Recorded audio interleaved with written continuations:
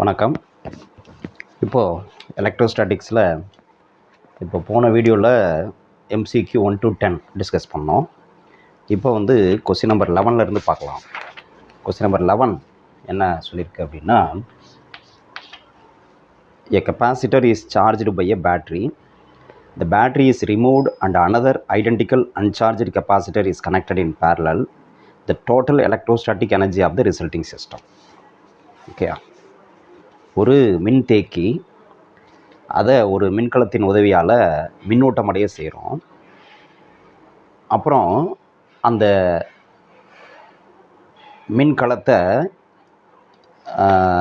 மின்கலத்தினுடைய இணைப்பை துண்டிச்சிட்றோம் இல்லையா? துண்டிச்சிட்டு அந்த மின்னூட்டம் அடைஞ்ச மின்தேக்கியை இன்னொரு அதே மாதிரி இருக்கக்கூடிய இன்னொரு மின்தேக்கி, ஓகே, அது எம்டி, அதோட கனெக்ட் பண்ணுறோம். கனெக்ட் பண்ணதுக்கப்புறம் இந்த அமைப்பினுடைய ஆற்றல் என்ன ஆகும்? அதாவது தனியாக ஒரு மின்தேக்கி மட்டும் இருக்கிறப்ப, ஒரே ஒரு மின்தேக்கி, இதை ஒரு பேட்டரியோட கனெக்ட் பண்ணுறோம். பேட்டரியோட கனெக்ட் பண்ணிட்டோம். கனெக்ட் பண்ணால் என்ன ஆகும்? இது சார்ஜ் ஆகும், மின்னூட்டம் அடையும். ஓகே, எவ்வளோ மின்னோட்டம் அடையும் அப்படின்னா, இதில் இருக்கக்கூடிய மின்னோட்டம் Q. வோல்டேஜ் மின்னழுத்த வேறுபாடு எவ்வளோ இருக்குன்னா, அந்த பேட்டரியோட மின்னழுத்த வேறுபாடு எவ்வளவோ, இந்த பேட்டரியோட வோல்டேஜ் எவ்வளவோ அதே வோல்டேஜ் இங்கே டெவலப் ஆகும். இந்த ரெண்டு வோல்டேஜ் ஈக்குவல் ஆகிற வரலையும் இங்கே மின்னோட்டம் அடையும். இப்போ கம்ப்ளீட்டாக சார்ஜ் பண்ணியாச்சு, மின்னோட்டம் செஞ்சதுக்கப்புறம் என்ன பண்ணுறோம்? இந்த பேட்டரியை ரிமூவ் பண்ணிடுறோம். இந்த பேட்டரியை ரிமூவ் பண்ணிவிட்டு, இது கூட இப்போ முதல்ல என்ன கொஸ்டின்னா, இப்போ இந்த சிஸ்டத்தில் இதில் எவ்வளோ ஆற்றல் சேமிக்கப்பட்டிருக்கும் அப்படின்னா, அது அப்சிலான் ஐ. அதுக்கு ஃபார்முலா நம்மளுக்கு தெரியும், ஆஃப் CV². ஓகே, இது இருக்கட்டும். அடுத்து என்ன சொல்கிறாங்க, இந்த பேட்டரியை ரிமூவ் பண்ணிடுறாங்க. இந்த பேட்டரியை ரிமூவ் பண்ணிவிட்டு இதே கெப்பாசிட்டர், இதே மின்தேக்கி, மின்னோட்டம் அடைஞ்ச மின்தேக்கி, இதனுடைய மின்தேக்கி திறன் சின்னு வச்சுக்குவோம். அதே மின்தேக்கி திறன் சி. இதோடு என்ன பண்ணுறோம்? இன்னொரு எம்டி கெப்பாசிட்டர், இதே மாதிரி கெப்பாசிட்டர், ஓகே, இன்னொரு கெப்பாசிட்டரை கனெக்ட் பண்ணுறோம், இன்னொரு மின்தேக்கியை கனெக்ட் பண்ணுறோம். அப்படி பண்ணுறப்ப என்ன ஆகும்னா, இதில் இருக்கக்கூடிய மின்னோட்டங்கள், இது எம்டியாக இருக்கு இல்லையா? அப்போ இதில் இருக்கக்கூடிய மின்னோட்டங்கள் கொஞ்சம் இங்கே போகும். எவ்வளோ போகும் அப்படின்னா, ரெண்டும் ஐடென்டிக்கல் கெப்பாசிட்டர்ஸ், ஒத்த மின்தேக்கிகள், ரெண்டும் ஒரே மாதிரி இருக்கிறனால என்ன ஆகும்? இதில் இருக்கிறதுல பாதி இங்கே போகும், இதில் இருக்கிற பாதி இங்கே போயிடும். சரியா? இப்படி போயிடும். அப்போ மின்னழுத்த வேறுபாடு என்ன ஆகும் அப்படின்னா, இப்போ இந்த மின்தேக்கி திறன் சி தான், இதுக்கும் மின்தேக்கி திறன் சி தான். இப்போ இதில் வோல்டேஜ் என்ன ஆகும்? ஏற்கனவே இருந்த வோல்டேஜ் அப்படியே இருக்காது, மின்னோட்டம் பாதி இங்கே போயிடுச்சுல. அப்போ வோல்டேஜும் என்ன ஆகும்? பாதியாக குறைஞ்சிரும், V/2. இந்த ரெண்டு பிளேட்டுக்கு இடையில் இருக்கக்கூடிய பொட்டன்ஷியல் டிஃப்ரென்ஸ், மின்னழுத்த வேறுபாடு V/2 குறைஞ்சிரும். அதே மாதிரி இங்கே என்ன ஆயிரும்? இங்கேயும் வோல்டேஜ் டெவலப் ஆகிருக்கும், பாதி மின்னோட்டம் இங்கே வந்திருக்குல்ல, அதனால் இங்கேயும் வோல்டேஜ் என்ன ஆகும்? V/2 டெவலப் ஆகிடும். இப்போ என்ன கேட்குறாங்க, இந்த அமைப்பினுடைய ஆற்றல், இந்த ஒரு மின்தேக்கி மட்டும் கனெக்ட் பண்ணுறப்ப அதனுடைய ஆற்றல் இவ்வளோ. நம்மளுக்கு தெரியும் ஃபார்முலா, மின்தேக்கியில் சேமிக்கப்பட்டுள்ள ஆற்றலுக்கு ஃபார்முலா, எனர்ஜி ஸ்டோர்ட் இன் கெப்பாசிட்டர். இதான் ஃபார்முலா. இப்போ இந்த அமைப்பில் எவ்வளோ ஆற்றல்னு பார்க்கணும். இந்த அமைப்பு இதே ஃபார்முலா தான், அப்சிலான் எஃப் யூஸ் பண்ணிக்கலாம். இதே ஃபார்முலா ஆஃப் இன்ட்டு இந்த மொத்த மின்தேக்கி திறன், டோட்டல் கெப்பாசிட்டன்ஸ், அதை நான் C' வச்சுக்கிறேன். C', இந்த ரெண்டும் சேர்த்தது, ரெண்டும் பேரல் கனெக்ஷன் இருக்கிறனால நான் சிபின்னு வேணால் வச்சுக்கலாம். சிபி இன்ட்டு வி அப்படிங்கிறது இப்போ என்னென்னா விபின்னு கூட வச்சுங்க. விபி, அதாவது ரெண்டு கெப்பாசிட்டர் பேரலில் இருக்கிறனால விபி அப்படின்னு வச்சுக்கோங்க. ஓகே, இதுதான் ஃபார்முலா. இப்போ இந்த வேல்யூலாம் சப்ஸ்டிட் பண்ணுங்க. ஆஃப் இன்ட்டு சிபின்னா என்னது? ரெண்டு கெப்பாசிட்டர் பேரல் கனெக்ஷனில் இருக்குது. அப்போ ஃபார்முலா என்னது? CP = C1 + C2. ரெண்டுமே சிசி தான். அப்போ C + C என்ன வரும்? 2Cன்னு வரும் இல்லையா? அப்போ சிபியோட வேல்யூ 2C. அடுத்து விபினா என்னது? இங்கே இருக்கக்கூடிய வோல்டேஜ், பேரல் கனெக்ஷனில் வோல்டேஜ், இதுவும் V/2 தான், இதுவும் V/2 தான். இது ரெண்டையும் கூட்டி போடக்கூடாது. இந்த இடத்துல வோல்டேஜ் எடுத்தாலும் V/2 தான் கிடைக்கும், இந்த இடத்துல வோல்டேஜ் எடுத்தாலும் V/2 தான் கிடைக்கும். இந்த இடத்துல வோல்டேஜ் பார்த்தீங்கன்னாலும் மின்னழுத்த வேறுபாடு பார்த்தீங்கன்னா V/2 தான் கிடைக்கும். அப்போ இந்த சுற்றில் மின்னழுத்த வேறுபாடு எவ்வளோ அப்படின்னா V/2 தான். அப்போ V/2 ஹோல் ஸ்கொயர். இப்போ என்ன வரும் பாருங்கள், ஆஃப் இன்ட்டு 2C இன்ட்டு இதை நாங்கள் ஸ்கொயர் பண்ணால் V² இதை 2 ஸ்கொயர் பண்ணால் 4. இப்போ இந்த 2வும் இந்த 2வும் கேன்சல் பண்ணலாம். இப்போ இங்கே என்ன கிடைக்குதுன்னா ஆஃப் இன்ட்டு இந்த சி அப்படியே இருக்குது, வி ஸ்கொயர் இருக்கா, இந்த ஆஃப் சி வி ஸ்கொயர் இங்கே வரும். எக்ஸ்ட்ரா என்ன இருக்குது, கீழே பை 2 இருக்குது. அப்படின்னா அர்த்தம் ஹோல் டிவைடட் பை 2ன்னு சொல்லலாம். அப்படின்னா இந்த அப்சிலான் எஃப் இருக்குல்ல, அது வந்து தட் இஸ் ஈக்குவல் டு இங்கே இருக்கிறது என்னது, அப்சிலான் ஐ. அப்போ அப்சிலான் ஐ டிவைடட் பை 2ன்னு சொல்லலாம். அப்சிலான் எஃப் வந்து அப்சிலான் ஐ பை 2 அப்படின்னா ஆரம்பத்தில் இருந்த ஆற்றல் வந்து பாதியாக குறைஞ்சிருக்கு அப்படின்னு சொல்லலாம். அப்போ என்ன ஆன்சர் வரும், first option decreases by a factor of 2, 2 மடங்கு குறைகிறது, ஆற்றல் வந்து 2 மடங்கு குறைகிறது. ஃபர்ஸ்ட் ஆப்ஷன் ஆன்சர் என்ன அந்த கொஸ்டினுக்கு அப்படின்னா, ஆன்சர் வந்து ஃபர்ஸ்ட் ஆப்ஷன். ஓகே, இதை நோட் பண்ணிக்கங்க.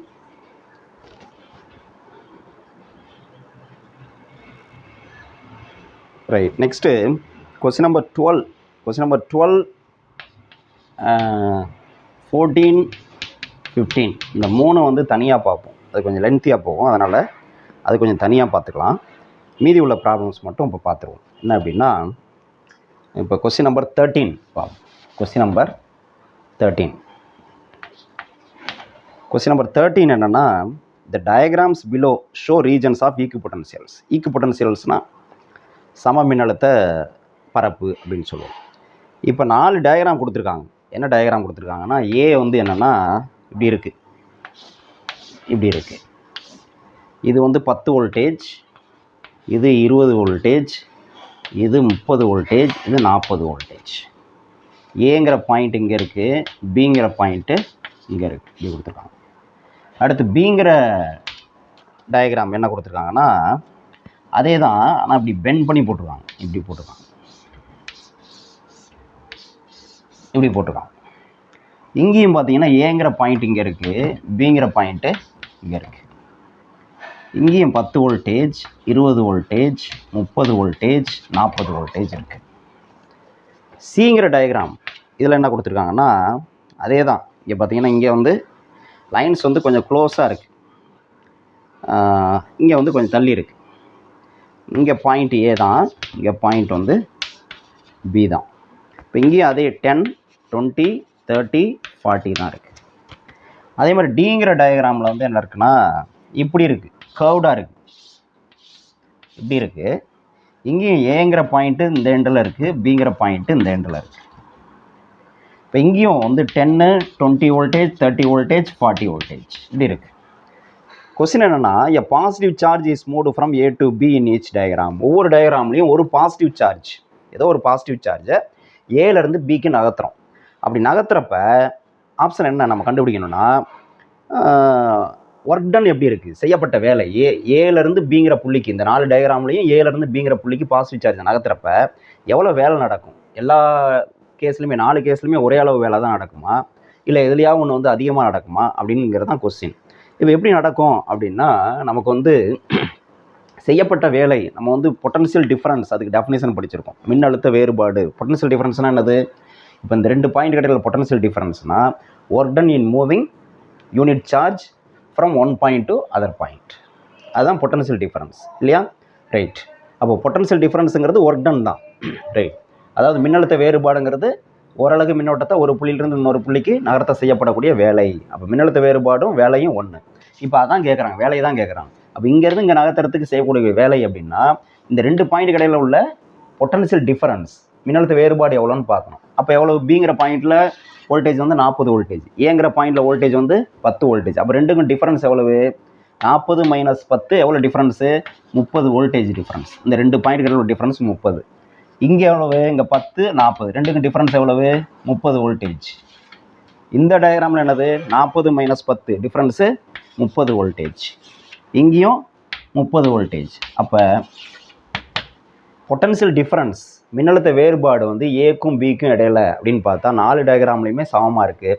அப்போ செய்யக்கூடிய வேலையும் வந்து எப்படி இருக்கும், சமமாக தான் இருக்கும். Work done will be same in all the 4 cases. அப்போ ஆப்ஷன் எது கரெக்டாக வரும் அப்படின்னா, first option. In all the 4 cases the work done is the same. 4 நிலைகளுமே 4 கேஸ்லையுமே வந்து என்னது, வேலை வந்து சமமாக இருக்குது. அப்போ ஆன்சர் வந்து என்னென்னா, அந்த கொஸ்டினுக்கு ஆன்சர் வந்து 1. ஓகே, இதை நோட் பண்ணி.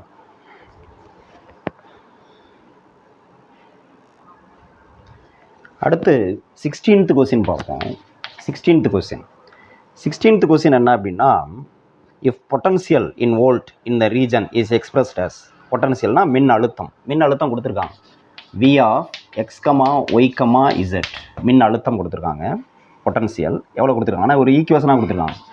6xy minus y plus 2yz அப்படின்னு கொடுத்துருக்காங்க. தி electric field in Newton per coulomb at point 1,1,0 is, என்ன கேட்குறாங்கன்னா எலக்ட்ரிக் ஃபீல்டு கேட்குறாங்க, இ கேட்குறாங்க. அட்டு 1,1,0 என்னன்னு கேட்குறாங்க. மின் புலம் இ, இது வந்து மின் அழுத்தம்.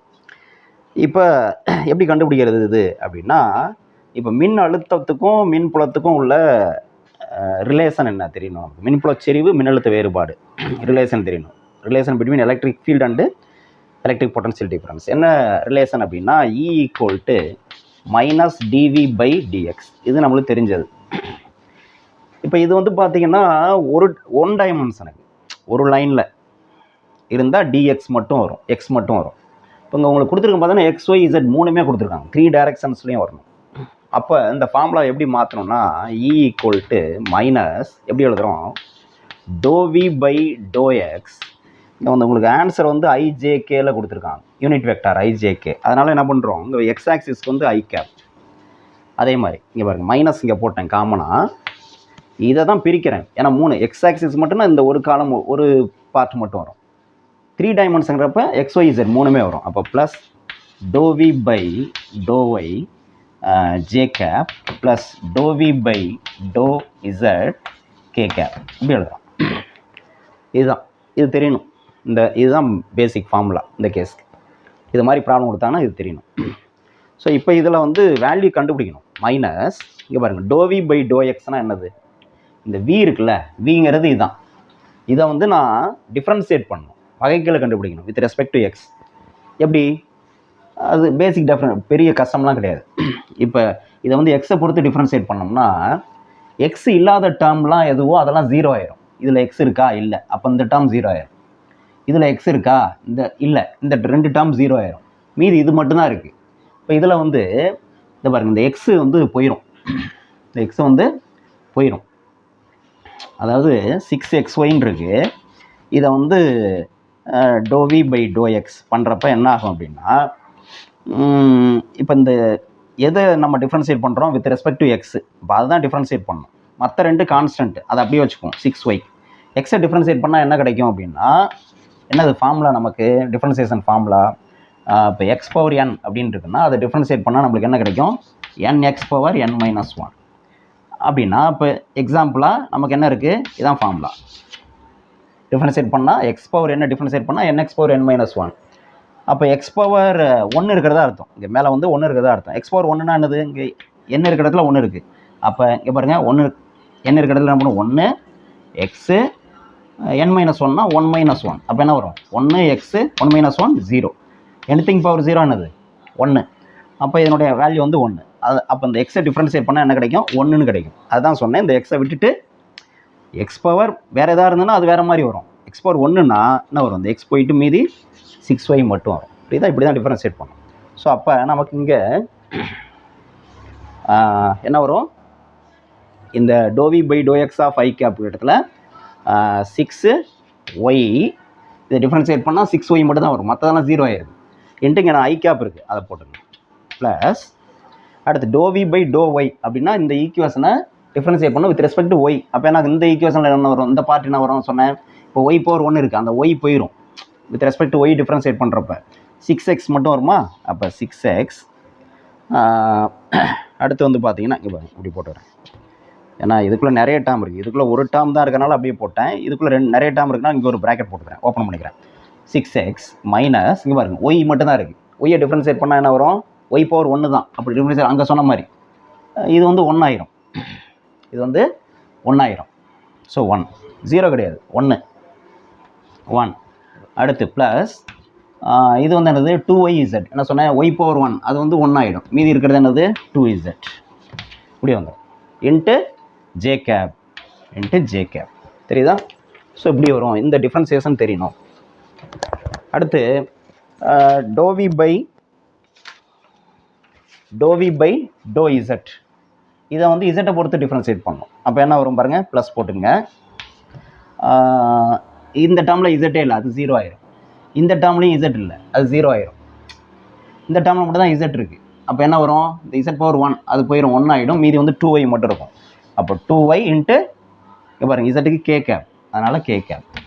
ஓகே, இப்படி எழுதலாம். இப்போ எல்லாம் உள்ளே மல்டிப்ளை பண்ணுங்கள், என்ன வரும் பாருங்கள். e ஈக்குவல் டு மைனஸ் அப்படியே இருக்கட்டும், 6y i கேப், இதை ப்ளஸ் ஆல் மட்டும்னா 6x j கேப். ஓகே, அடுத்து plus into minus minus, plus into minus minus, -1 into J cap. அப்போ -1 J cap, plus into plus plus 2z J cap, plus என்ன இருக்குது 2y K cap, இப்படி இருக்குது. Okay, இப்போது equal to minus I கேப்பெல்லாம் add பண்ணுங்கள். எங்கெல்லாம் ஐ கேப் இருக்குது, இந்த ஒரு இடத்துல மட்டும் தான் ஐ கேப் இருக்குது. அப்போ 6y ஐ கேப் ப்ளஸ் ஜே கேப்பெல்லாம் ஆட் பண்ணுங்கள். இங்கே ஜே இருக்குது, இங்கே ஜே இருக்குது, இங்கே ஜே இருக்குது, 3 ஜே இருக்குது இல்லையா. அப்போ என்ன வரும், ஆனால் வந்து இது வந்து எக்ஸு, இது வந்து என்னது வெறும் ஜே அப்படியே இருக்கலாம். இது வந்து என்னது இசட் இருக்குது. ஸோ அது வந்து வேறு நம்ம ஆட் பண்ண முடியாது. 6 ஜேவும் 2 ஜேவும் சேர்த்து வந்து 8 ஜேலாம் போட முடியாது. ஏன்னா இங்கே எக்ஸு, இங்கே இசட் இருக்குது, கூட்ட முடியாது. ஸோ அப்படியே தான் வச்சு ஆகணும். வேறு என்ன இருக்குது, அங்கே இங்கே 2y கே கேப், அதுவும் வேறு. அப்போ நம்ம என்ன பண்ண முடியாது, இப்போ எதுவுமே பண்ண முடியாது. இப்போ நம்ம வேல்யூ போடணும். எப்படி வேல்யூ போடணும், இங்கே கொடுத்துருக்காங்க பாருங்கள். அட்டு 1,1,0னா இந்த வேல்யூ வந்து எக்ஸு, இந்த வேல்யூ ஒய், இந்த வேல்யூ இசட்னு அர்த்தம். அப்போ இ அட்டு 1,1,0 வேல்யூ என்னென்னா மைனஸ் பாருங்க 6 இன்ட்டு ஒய்க்கு பதிலாக என்ன பண்ணணும் 1. அப்போ 6 into 1 into I cap. Okay, plus 6 into எக்ஸோட வேல்யூ என்னது 1. அப்போ 1 into J cap minus 1 into J கேப்னா ஜே கேப் தான், ப்ளஸ் 2 இன்ட்டு இசட்டோட வேல்யூ என்னது 0. இப்போ 2 into 0 into J cap plus 2 into Y value என்னது 1 இன்ட்டு கே கேப், இப்படி வந்துடும்.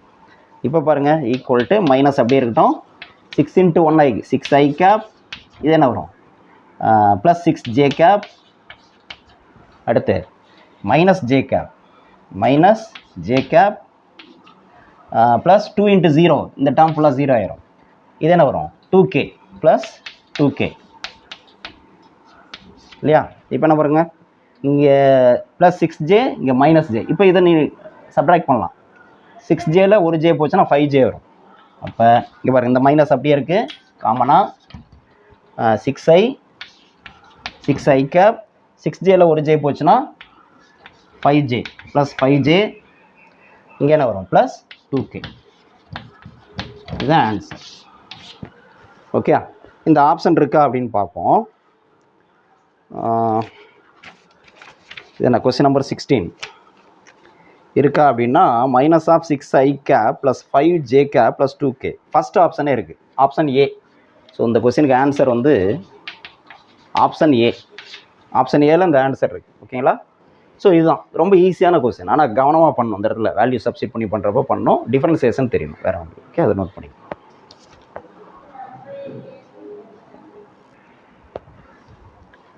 Next question number 17th question என்ன சொல்லியிருக்காங்கன்னா, a parallel plate air capacitor has a capacity C, distance of separation between the plates is D and potential difference V is applied between the plates. Force of attraction between the plates of a parallel plate capacitor னு கேட்குறாங்க. அதாவது ஒரு parallel plate capacitor இணைத்தட்டு மின்தேக்கி, அதனுடைய மின்தேக்கி திறன் Cன்னு சொல்லிட்டாங்க. 2 பிளேட்டுக்கு இடையில் உள்ள டிஸ்டன்ஸ் வந்து இது வந்து Dன்னு சொல்லியாச்சு. பொட்டன்ஷியல் டிஃபரன்ஸ் மின்னழுத்த வேறுபாடு, இந்த 2 பிளேட்டுக்கு இடையில் உள்ள மின்னழுத்த வேறுபாடு வந்து Vன்னு சொல்லியாச்சு. Force of attraction between the plates of a parallel plate capacitor இதான் கேட்குறாங்க. அதாவது ஏற்கனவே இது மாதிரி ஒரு கொஸ்டின் பார்த்தோம், சொல்ல ஞாபகம் இருக்கா? அந்த பிகினிங்கில் சொன்னோம், லாஸ்ட்டில் 10வது கொஸ்டின் நினைக்கிறேன், இதே மாதிரி வரும்னு சொன்னேன். சரி, அந்த இது கொஸ்டின் தான் அது. இப்போ இதில் வந்து என்ன கேட்குறாங்கன்னா, ஃபோர்ஸ் கேட்குறாங்க, ஃபோர்ஸ் பிட்வீன் த பிளேட்ஸ். இப்போ இது வந்து பாசிட்டிவ்லி சார்ஜ்டு பிளேட், நேர் மின்னோட்டம் பெற்ற தகடு, இது எதிர் மின்னோட்டம் பெற்ற தகடாக இருக்கும். இப்போ ஏதாவது ஒரு பிளேட் எடுக்கணும், இந்த பிளேட்னால இந்த பிளேட்டில் எவ்வளோ ஃபோர்ஸ்ன்னு கண்டுபிடிச்சாலும் சரி, இதனால் இங்கே எவ்வளோனாலும் சரி, நமக்கு ஃபார்முலா என்ன அப்படின்னா, ஃபோர்ஸ் அப்படின்னா F equal to Q into E. அதாவது இப்போ இதனால் இங்கே எவ்வளோ விசை ஃபோர்ஸ் அப்படின்னா, இதில் இருக்கக்கூடிய மின்னோட்ட மதிப்பு Q இன்ட்டு இந்த இடத்துல மின்புலச் செறிவு electric field, charge into electric field, இதுதான் ஃபார்முலா. இப்போ F equal to Q into அந்த ஈக்கு என்னது, ஈனா என்னது, இங்கே electric field at a point விட்டு த பிளேன் ஷீட். அதுக்கு ஃபார்முலா நம்ம ஏற்கனவே தெரியும், என்னது, சிக்மா பை 2 எப்சிலன் நாட். இதான் வந்து ஃபார்முலா இல்லையா. F equal to Q into இந்த ஈக்கு பதிலாக சிக்மா பை 2 எப்சிலன் நாட். அது நமக்கு ஏற்கனவே தெரியும். இந்த பிளேட்டுனால இங்கே எவ்வளோ எலக்ட்ரிக் ஃபீல்டு ஸ்ட்ரென்த், மின்புல செறிவு என்னங்கிறது தெரியும். அடுத்து நமக்கு வந்து இந்த சிக்மா இருக்குல்ல, இதை வந்து எப்படி எழுதலாம்னா, சிக்மானா என்ன சொல்லியிருக்கோம், சர்ஃபேஸ் சார்ஜ் டென்சிட்டி, பரப்பு மின்னூட்ட அடர்த்தி, that is Q by A. இதை வந்து இங்கே சப்ஸ்டிட் பண்ணுங்க. சப்ஸ்டிட் பண்ணால் என்ன வரும், இந்த சிக்மாவோட வேல்யூ இங்கே சப்ஸ்டிட் பண்ணால் நமக்கு வந்து F equal to Q into Q by A போட்டாச்சு. சிக்மாவுக்கு பதிலாக Q பை A போட்டாச்சு. பை 2 எப்சிலன் நாட் இருக்குது, 2 எப்சிலன் நாட். ஓகே, அப்போ F ஈக்குவல் டு என்ன கிடைக்குது நமக்கு, Q squared by A 2 epsilon நாட்னு கிடைக்குது. ரைட். இப்போ இந்த Qக்கு பதிலாக இப்போ இந்த ஆப்ஷனில் வந்து பார்த்தீங்கன்னா Qலாம் கிடையாது, CV தான் இருக்குது. அப்போ என்னது, நமக்கு தெரிஞ்ச ஃபார்முலா என்ன கொஞ்சம் மாற்றணும். Capacitance of a capacitor, parallel plate capacitor, இல்லை ஜென்ரலாக கெப்பாசிட்டன்ஸ் ஃபார்முலா வந்து என்னென்னா, நமக்கு வந்து இது சொல்லலாம் என்னென்னா, C equal to Q by V, அது சொல்லுவோம் இல்லையா, அது போட்டு பார்ப்போம். C equal to Q by V. அப்போ கிராஸ் மல்டிபிள் பண்ணால் Q ஈக்குவல் டு CVன்னு வரும், CVன்னு வரும். ஓகே, இந்த ஃபார்முலா. அப்போ இங்கே நமக்கு Q ஸ்கொயர்டு இருக்குது. அப்போ Q squared equal to C squared V square. இதை கொண்டு வந்து இங்கே சப்ஸ்டிட் பண்ணோம். சப்ஸ்டிட் பண்ணால் என்ன வரும் பாருங்கள், F ஈக்குவல் டு Q ஸ்கொயருக்கு பதிலாக C squared V square by A, அதாவது 2A எப்சிலன் நாட். இதை அப்படியே வச்சுக்கலாம். இப்போ நமக்கு இந்த ஆப்ஷன் இருக்கானா, இல்லை, C ஸ்கொயர் V ஸ்கொயர் எல்லாம் இருக்குது, பை 2A எப்சிலன் நாட் இருக்குது. இன்னும் DA வரல, ஆப்ஷனில் வந்து D இருக்குது. அப்போ என்ன பண்ணணும் அப்படின்னா, இந்த இணைத்தட்டு மின்தேக்கியின் மின்தேக்குத்திறனுக்கான formula, general formula, capacitance of parallel plate capacitor formula தெரியும் நமக்கு. என்ன formula, C equal to epsilon naught A by D. அதை யூஸ் பண்ணலாம். அதை இங்கே அப்போ இங்கே C ஸ்கொயர் இருக்குது பாருங்கள். அப்போ C ஸ்கொயர் ஈக்குவல் டு என்ன வரும், epsilon naught square A square by D ஸ்கொயர்னு வரும். இப்போ இதை கொண்டு வந்து இங்கே சப்ஸ்டிட் பண்ணி பார்ப்போம். ஸோ எல்லாத்துக்கும் ஃபார்முலா தெரியணும், அவ்வளோதான். அப்போ என்ன வரும் பாருங்கள், F ஈக்குவல் டு C ஸ்கொயருக்கு பதிலாக என்ன பண்ணலாம், epsilon naught square A square by D square. Okay, இதுக்கு மட்டும் தான் சப்ஸ்டிட் பண்ணியிருக்கேன். அடுத்து மேலே V ஸ்கொயர் இருக்குது பை இந்த 2A எப்சிலன் நாட் அப்படியே இருக்குது, 2A எப்சிலன் நாட் அப்படியே இருக்குது. அப்போ நமக்கு வந்து என்ன வருது பாருங்கள்,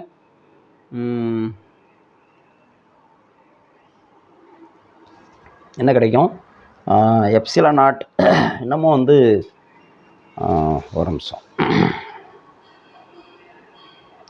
Q equal to CV square.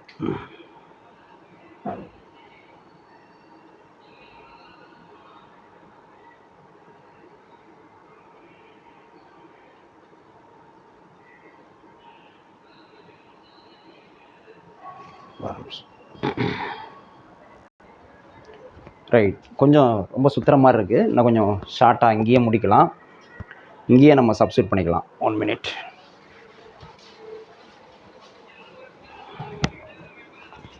இப்போ இதுக்கு வந்து sigma equal to Q by A. அப்போ F equal to Q into சிக்மாவுக்கு பதிலாக Q பை A போடுறோம், Q பை A போட்டோம், by 2 epsilon naught, by 2 epsilon naught இருக்குது.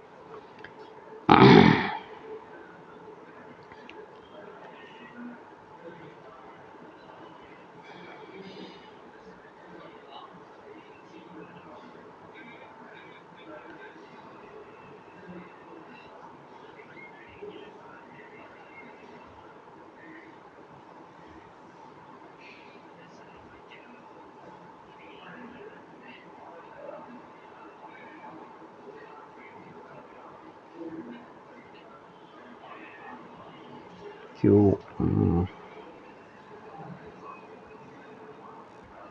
ரைட், இதே கண்டினியூ பண்ணுவோம். இப்போ இங்கே வந்து க்யூ ஸ்கொயர்ட் வந்துடுது. Q squared by A, that is 2a epsilon naught வருது. இந்த க்யூக்கு பதிலாக என்னென்னா சிவி போடுறோம். C equal to Q by வேணும், க்யூக்கு பதிலாக சிவி போடுறோம். அப்போ க்யூ ஸ்கொயர்ட் ஈக்குவல் டு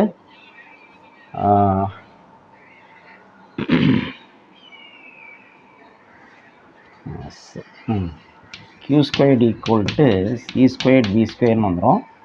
இதை கொண்டு வந்து இங்கே சப்ஸ்டிட் பண்ணுவோம். சப்ஸ்டிட் பண்ணால் எஃப் ஈக்குவல் டு க்யூ ஸ்கொயர்டுக்கு பதிலாக C squared V squared by 2a epsilon naught வந்துடுது. இப்போ அந்த சிக்கு பதிலாக நம்ம வேல்யூ சப்ஸ்டிட் பண்ணோம்னா C equal to epsilon naught A by D, capacitance of parallel plate capacitor, இணைத்தட்டு மின்தேக்கி திறன். அப்போ சி ஸ்கொயர் தான் நமக்கு வேணும். அப்போ C square epsilon naught square A square by D ஸ்கொயர்னு வந்துடும். இதில் சப்ஸ்டிட் பண்ணால் எஃப் ஈக்குவல் டு சி ஸ்கொயருக்கு பதிலாக, இந்த சி ஸ்கொயருக்கு பதிலாக போட்டால் epsilon naught square A square by D square into இதுக்கு மட்டும் தான் மேலே வி ஸ்கொயர் இருக்குது, பை கீழே வந்து 2a எப்சிலான் நாட் இருக்குது, 2a எப்சிலான் நாட் இருக்குது. அப்போ வந்து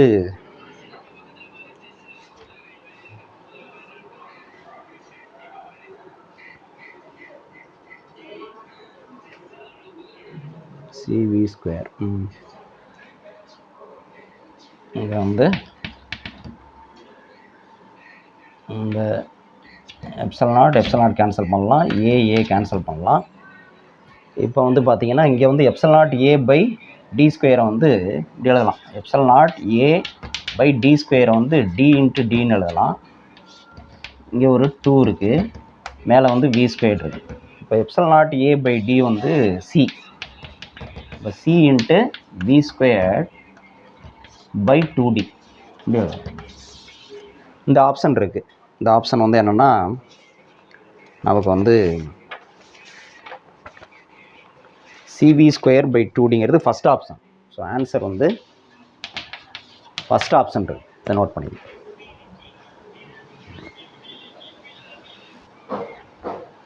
அடுத்து கொஸ்டின் நம்பர் 18 என்ன கொடுத்துருக்காங்கன்னா, the electric field in a certain region is acting radially outward and is given by E equal to AR. அதாவது E equal to ARல E equal to capital A into small ஏன்னு பார்த்தீங்க. அந்த radius ஆர்னு கொடுத்துருக்காங்க, printing mistake, அது ஏ தான், small A. அதாவது ஒரு குறிப்பிட்ட பகுதியில் மின்புலம் வந்து ரேடியலி அவுட்வேர்டு அப்படின்னா ஆற வகையில் வெளிநோக்கி செயல்படுது. அதுக்கான ஈக்குவேஷன் கொடுத்துருக்காங்க. E equal to capital A into small A. அந்த ஸ்மால் ஆர்னு இருக்கும் கொஸ்டினில், பிரிண்டிங் மிஸ்டேக், அதுக்கு ஸ்மால் ஏன்னு மாதிரி, capital A into small A. A charge contained in the sphere of radius A centered at the origin of the field will be given by. Charge என்ன, Qக்கு value என்னன்னு கேட்குறாங்க. Okay, அதாவது இதுதான் sphere, இதனுடைய radius வந்து ஏன்னு வச்சுக்கோம். இதனுடைய சென்டரில் ஒரு சார்ஜ் இருக்குது, அந்த சார்ஜுக்கு வேல்யூ என்னன்னு கேட்குறாங்க. கொடுத்துருக்கிறது இன்னொன்று இந்த ஈக்குவேஷன் மட்டும் தான் கொடுத்துருக்காங்க. இப்போ இதை எப்படி கண்டுபிடிக்கிறது அப்படின்னா, நம்ம வந்து காஸ் லா யூஸ் பண்ணி தான் கண்டுபிடிக்கணும். காஸ்லாம் நம்மளுக்கு தெரியும், என்னது, phi equal to Gauss law அப்படிங்கிறது the flux coming out of the closed surface is equal to என்னது, phi equal to Q by epsilon naught அப்படிங்கிறது தான் காஸ் லா இல்லையா. ஒரு மூடப்பட்ட பரப்பிலிருந்து வெளியே வரக்கூடிய மின் பாயத்தினுடைய அளவானது 1 பை எப்சிலான் நாட் இன்ட்டு க்யூவுக்கு சமமாக இருக்கும் அப்படிங்கிறது தான் காஸ் விதி. ஸோ அதை இங்கே எடுத்துக்கிறோம். இப்போ இந்த பையை வந்து மாற்றி எழுதுறேன். எப்படி எழுதுறேன்னா, பையனா எலக்ட்ரிக் ஃப்ளக்ஸ், நம்ம ஏற்கனவே ஒரு ஃபார்முலா பார்த்துருக்கோம், ஞாபகம் இருக்கா? பைக்கு வந்து ஃபார்முலா வந்து இ இன்ட்டு ஏன்னு எழுதலாம் அப்படின்னு சொல்லியிருக்கோம். அப்போ அந்த இதை வந்து இங்கே நான் அப்ளை பண்ணுறேன். பைக்கு பதிலாக ஏன்னு எழுதணும்னா இங்கே சப்ஸ்டிட் பண்ணோன்னா நம்மளுக்கு என்ன கிடைக்கும் பாருங்கள். இ இன்ட்டு ஏ ஈக்குவல் டு, ஏன்னா ஏரியா, பரப்பு, இது மின்புலச்செறிவு, க்யூ பை எப்சிலான் நாட். இப்போ ஈக்கு தான் அவங்க ஈக்குவேஷன் கொடுத்துருக்காங்க, ஏ into A into A into இந்த ஏன்னா என்னது, பரப்பு இல்லையா. அந்த பரப்பு வந்து நமக்கு வந்து என்ன கொடுத்துருக்காங்கன்னா, ஸ்பியர்னு கொடுத்துருக்காங்க, கோலம்னு கொடுத்துருக்காங்க இல்லையா. கோலத்தினுடைய பரப்புக்கு ஃபார்முலா என்னது, surface area of the sphere formula 4πr². இங்கே வந்து ரேடியஸ் வந்து நமக்கு வந்து ஏன்னு கொடுத்துருக்காங்க, அதனால் 4πa² equal to Q by epsilon naught. Okay, இப்போ பாருங்கள், இந்த A into A square A cube ஆயிருமா. அப்போ a into 4 pi a cube equal to q by epsilon naught. இப்போ கொஸ்டின் என்னென்னா அந்த q தான் கண்டுபிடிக்கணும். இந்த q-ஓட வேல்யூ என்ன அதான் கண்டுபிடிக்கணும். அப்போ கிராஸ் மல்டிபிள் பண்ணுங்கள். q ஈக்குவல் டு என்ன வரும்? q equal to a into 4 pi epsilon naught into a cube வந்துடும். இப்படி வந்துடும். இந்த ஆப்ஷன் இருக்கான்னு பார்க்கணும். கொஸ்டினில் அந்த ஆப்ஷன் இருக்கா பார்த்தீங்கன்னா a into r 4 pi epsilon naught 4 pi epsilon naught a into a cube எங்கே இருக்குது அப்படின்னா 4 pi epsilon naught a into a cube. Second option answer B. Answer B second option அதுதான் கரெக்ட்.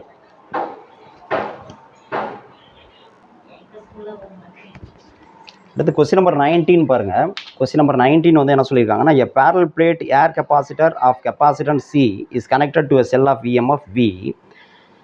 ஒரு இணைத்தட்டு மின்தேக்கி அதனுடைய மின்தேக்கி திறன் C அதை வந்து ஒரு பேட்ரி அதோட கனெக்ட் பண்ணுறோம். அதனுடைய இஎம்எஃப் வந்து வின்னு சொல்லியாச்சு.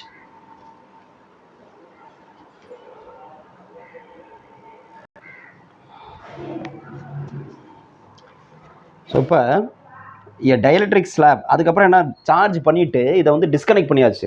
இதை சார்ஜ் பண்ணிடுறோம். கம்ப்ளீட்டாக சார்ஜ் பண்ணிடுறோம். சார்ஜ் பண்ணிவிட்டு இந்த பேட்டரியை டிஸ்கனெக்ட் பண்ணிடுறோம். ரிமூவ் பண்ணிடுறோம். பேட்டரியை வந்து ரிமூவ் பண்ணிடுறோம்.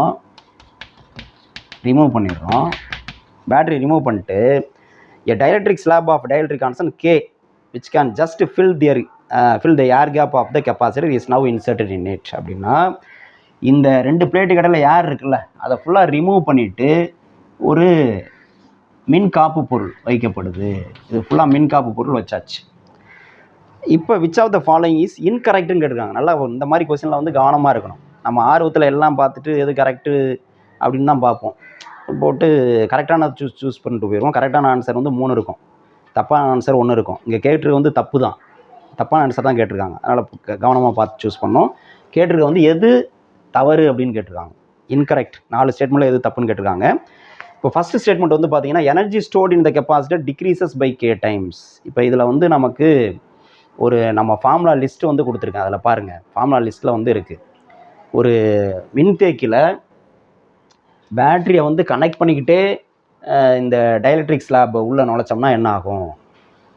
மின்கலத்தை துண்டிக்காமல் அது உள்ள மின்காப்பு பொருளை வச்சா என்ன நடக்கும்? மின்கலனை துண்டிச்சுட்டு அதுக்கப்புறம் மின்காப்பு பொருளை உள்ளே வச்சா என்ன நடக்கும்? சரியா? இது 2 டேபிள் மாதிரி போட்டு நம்ம ஃபார்முலா லிஸ்ட்டில் கொடுத்துருக்கேன். எதெல்லாம் சேஞ்ச் ஆகும், எவ்வளோ சேஞ்ச் ஆகுங்கிறது கொடுத்துருக்கேன். அதை கொஞ்சம் நல்லா படிச்சிட்டிங்கன்னா தான் இது புரியும். இப்போ இதில் வந்து நமக்கு என்னென்னா பேட்டரியை ரிமூவ் பண்ணிவிட்டு அதுக்கப்புறம் நம்ம வைக்கிறோம். இப்போ வந்து இந்த கேஸில் என்ன ஆகும் அப்படின்னு பார்த்தீங்கன்னா first energy stored in the capacitor என்ன ஆகும்? டிக்ரீசஸ் பை K டைம்ஸ் அப்படிங்கிறது வந்து கரெக்டு. ஆற்றல் வந்து குறையும். சரியா? அது நம்ம ஃபார்முலா லிஸ்ட்லேயே கொடுத்துருக்கேன். பார்த்தீங்கன்னா 34வது பாயிண்ட்டாக நம்ம ஃபார்முலா லிஸ்ட்டில் கொடுத்துருக்கோம். மின்கலனுடன் இணைப்பு துண்டிக்கப்பட்டு மின்காப்பு வைக்கப்படும் பொழுது அப்போ வந்து ஆற்றல் வந்து குறையுது. எவ்வளோ குறையும் அப்படின்னா இங்கே வந்து ஆற்றல் அப்சிலான் நாட்னா இங்கே ஆற்றல் வந்து என்னென்னா epsilon equal to epsilon nought by K, அதாவது எப்சிலான் ஆர் கூட போடலாம். கேவுக்கு பதிலாக எப்சிலான் ஆர் அவ்வளோ மடங்கு குறையுது அப்படின்னு நம்ம சொல்லியிருக்கோம், படிச்சிருக்கோம். அடுத்த பாயிண்ட் என்ன சொல்லியிருக்காங்கன்னா கொஸ்டினில் நமக்கு 2வது பாயிண்ட் பாருங்கள். த சேஞ்ச் இன் அது சான்ஸ்ன்னு இருக்குன்னு நினைக்கிறேன், பிரிண்டிங் மிஸ்டேக், சான்ஸ் கிடையாது, சேஞ்சு. செகண்ட் பாயிண்ட் மாற்றிங்க. Change in energy stored is, அதாவது இங்கே சேமிக்கப்பட்ட ஆற்றலுக்கும் இங்கே சேமிக்கப்பட்ட ஆற்றலுக்கும் இடையில உள்ள வேறுபாடு என்ன அது கொடுத்துருக்காங்க. Second point. ஃபஸ்ட் பாயிண்ட் வந்து குறையுதுன்னு சொல்லியிருக்காங்க, அது கரெக்டான statement. First point statement correct. Second statement என்ன கேட்டிருக்காங்கன்னா சேஞ்ச் இன் எனர்ஜி ஸ்டோர்டு, இங்கே சேமிக்கப்பட்ட ஆற்றலுக்கும் இங்கே சேமிக்கப்பட்ட ஆற்றலுக்கும் உள்ள வேறுபாடு என்னன்னு கேட்குறாங்க. இங்கே சேமிக்கப்பட்ட ஆற்றலுக்கு என்ன ஃபார்முலா? ஆஃப் CV², இல்லையா? Epsilon not. இங்கே சேமிக்கப்பட்ட ஆற்றலுக்கு என்ன ஃபார்முலா? இந்த அப்சிலான் நாட் பை K. அப்போ அப்சிலான் நாட் என்னது? ஆஃப் CV² இன்ட்டு 1/K வந்துடும். அப்போ ரெண்டுக்கும் உள்ள மாற்றம் என்னது? இது வந்து அப்சிலான் Fன்னு வச்சுக்கோம், இது அப்சிலான் Iன்னு வச்சுக்கோம். மாற்றம் என்னது? Epsilon F minus epsilon I, இதான் மாற்றம். Final minus initial. ஃபைனல் என்னது? Half CV² into 1/K. Initial என்னது? Half CV². அப்போ ஆஃப் CV². இப்போ ஆஃப் CV² மட்டும் காமனாக வெளில எடுத்துருக்கோம். மீதி என்ன இருக்கும்? 1/K மைனஸ் 1ன்னு கிடைக்கும். இதான் அவங்க கொடுத்துருக்காங்க. Of CV square into 1/k - 1 second option ஆற்றல் மாற்றம் கரெக்டு தான். அப்போ ரெண்டாவது ஸ்டேட்மெண்ட்டும் கரெக்டு. மூணாவது ஸ்டேட்மெண்ட் பார்ப்போம். மூணாவது ஸ்டேட்மெண்ட் என்னன்னா, த charge on the capacitor is not conserved அப்படின்னு சொல்லியிருக்காங்க. Charge on the capacitor is not conserved அப்படின்னா அந்த மின்தேக்கியில் இருக்கக்கூடிய மின்னோட்டத்தினுடைய அளவு வந்து நாட் கன்சர்வ்டு அப்படின்னா, கன்சர்வ்டுனா மாறாமல் இருக்கிறது, நாட் கன்சர்வ்டுன்னு சொல்லியிருக்காங்க, மாறும்னு சொல்லியிருக்காங்க. அப்போ நாட் கன்சர்வ்டுனா மாறும், இந்த மின்தேக்கியில் இருக்கக்கூடிய மின்னோட்டத்தினுடைய மதிப்பு வந்து மாறும் அப்படின்னு சொல்கிறோம். மாறும்னா என்னது? இப்போ பேட்டரி வச்சு சார்ஜ் பண்ணிட்டோம்ல, சார்ஜ் பண்ணுறப்ப Q இருக்குது. இப்போ பேட்டரியை எடுத்துகிட்டு இந்த மின்காப்பு பொருளை உள்ளே வச்சா இங்கே இருக்கிற அதே Q இருக்காது, குறையலாம் இல்லை அதிகமாகலாம் அப்படின்னு சொல்கிறாங்க. அது தப்பு. பேட்டரியை ரிமூவ் பண்ணியாச்சுன்னா மின்னோட்டத்தினுடைய அளவு வந்து அதிகமாகிறதோ குறையிறதோ இருக்கிறதுக்கு வாய்ப்பு இல்லை. அது வந்து என்னது? மாறாமல் தான் இருக்கும். மின்னோட்டத்தினுடைய அளவு வந்து நாட் கன்சர்வ்டு அப்படிங்கிறது வந்து தப்பு. மாறாமல் கன்சர்வ்டுனா மாறாமல் இருக்கிறது, நாட் கன்சர்வ்டுங்கிறதுனா மாறும் அப்படின்னு சொல்கிறாங்க. மாறாது, மதிப்பு வந்து மின்னோட்டத்தினுடைய அளவு வந்து அதே அளவு தான் இருக்கும்.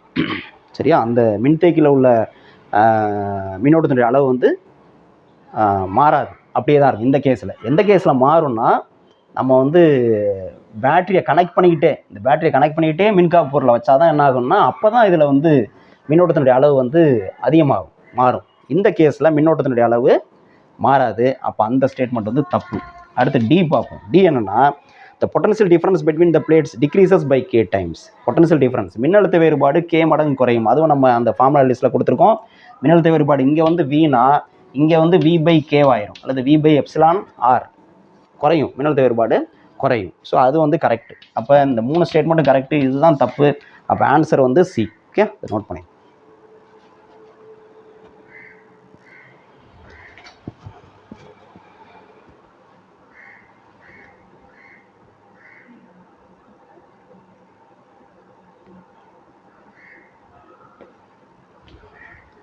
அடுத்து கொஸ்டின் நம்பர் 20 பாருங்கள், 20. Question number 20. A conducting sphere of radius r is given a charge q அப்படின்னா, ஒரு மின்சாரத்தை கடத்தக்கூடிய பொருளால் செய்யப்பட்ட ஒரு கோளம், அதனுடைய ஆரம் வந்து கேபிட்டல் ஆர்னு சொல்லிட்டாங்க, capital R radius, charge q, இதுக்கு வந்து q அமௌண்ட் ஆஃப் சார்ஜ் கொடுக்குறோம், மின்னோட்டம் கொடுக்குறோம். The electric potential and the electric field at the centre of the sphere respectively. சென்டரில் ஓவில் எலக்ட்ரிக் ஃபீல்டு என்ன, இந்த இடத்துல எலக்ட்ரிக் ஃபீல்டு மின்புல செறிவு என்ன, அடுத்து வந்து எலக்ட்ரிக் பொட்டன்ஷியல் மின் அழுத்தம் என்ன அப்படின்னு கேட்குறாங்க. இங்கே நமக்கு தெரியும், இப்போ சென்டரில் வந்து இந்த மாதிரி மின்னோட்டம் பெற்ற கோளம் அப்படின்னா, கோளத்தினுடைய வெளிப்பகுதியில் தான் மின்னோட்டம் இருக்கும் அப்படின்னு நம்ம படிச்சிருக்கோம் ஆரம்பத்திலே. ஓகேயா? மின்புலம் வந்து உள்ள 0ன்னு படிச்சிருக்கோம், ஞாபகம் இருக்கா? உள்ள வந்து மின்புலம் 0, அதுதான் வந்து என்னது? நிலை மின்னியல் தடுப்புரைன்னு சொல்கிறோம், எலக்ட்ரோஸ்டாட்டிக் ஷீல்டிங். அப்போ மின்புலம் 0 சென்டரில். மின் அழுத்தம் என்ன சார் இருக்கும் அப்படின்னா, நல்லா கவனிங்க, மின் அழுத்தம் வந்து உள்ளே வந்து 0 கிடையாது. நம்ம ஏற்கனவே இது மாதிரி ஒரு கொஸ்டின் பார்த்துருக்கோம். மின்புலம் 0, ஆனால் மின் அழுத்தம் வந்து 0 கிடையாது.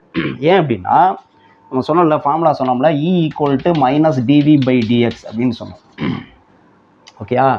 அப்போ இங்கே E 0 ஆகணும், இங்கே உள்ளே வந்து ஏதாவது 2 பாயிண்ட் எடுத்துக்கணும்னு வச்சுங்களேன். உதாரணமாக இந்த பாயிண்ட்டும் சர்ஃபேஸில் ஒரு பாயிண்ட்டு, உள்ள சென்டரில் ஒரு பாயிண்ட் எடுத்துக்கிட்டோம்னா, இந்த 2 பாயிண்ட்டுக்கும் இடையில மின்புலம் 0, ஆனால் மின் அழுத்த வேறுபாடு அப்படின்னு பார்த்தீங்கன்னா என்னது? மின்னழுத்த வேறுபாடு. இங்கே வந்து மின்னழுத்தம் என்னவாக இருக்கும் அப்படின்னா, இப்போ ஒரு சாதாரணமாக ஒரு பாயிண்ட் சார்ஜ், புள்ளி மின்னோட்டம்னு சொல்கிறோம், அதனால் ஒரு r தொலைவில் எவ்வளோ மின்னழுத்தம் இருக்கும் அப்படின்னா, V = Q/4πε0r. இதுதான், இதே மின்னழுத்தம் தான் இங்கே இருக்கும்.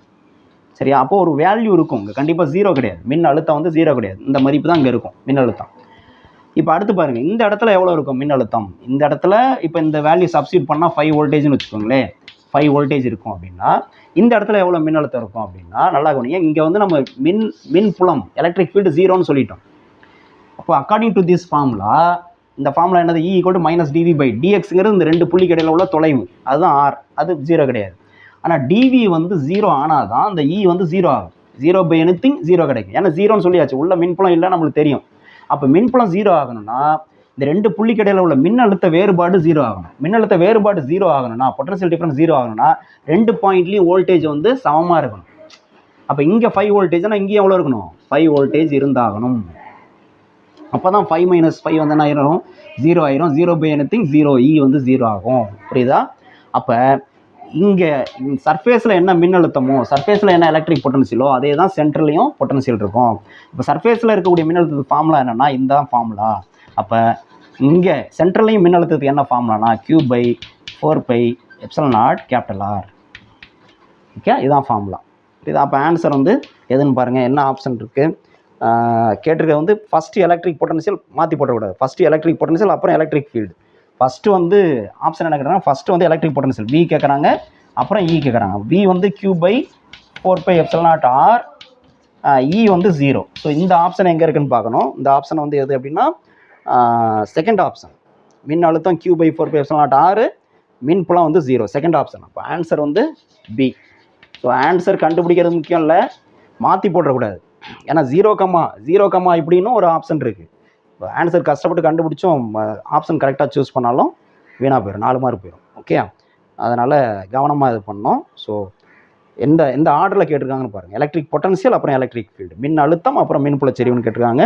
ஸோ அப்போ இந்த ஆப்ஷன் கரெக்ட், நோட் பண்ணுங்க.